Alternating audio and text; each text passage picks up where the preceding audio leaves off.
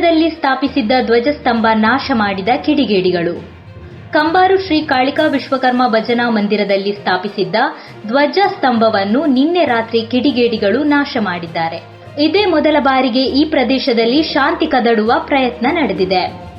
ಎಲ್ಲ ಧರ್ಮದವರು ಒಂದಾಗಿ ಬಾಳುವ ಪ್ರದೇಶದಲ್ಲಿ ಕೋಮು ಸಾಮರಸ್ಯಕ್ಕೆ ಧಕ್ಕೆ ತರುವ ಈ ಕಿಡಿಗೇಡಿಗಳ ಕೃತ್ಯವು ಹಿಂದೂ ಸಮಾಜ ತೀವ್ರವಾಗಿ ಖಂಡಿಸಿದ್ದು, ಈ ಕೃತ್ಯವನ್ನು ಮಾಡಿದ ಕಿಡಿಗೇಡಿಗಳನ್ನು ಶೀಘ್ರವೇ ಬಂಧಿಸಬೇಕು ಹಾಗೂ ಇಂತಹ ನೀಚ ಮನಸ್ಥಿತಿಯ ಜನರ ಹುಟ್ಟಡಗಿಸಬೇಕು ಎಂದು ಒತ್ತಾಯಿಸಿದೆ.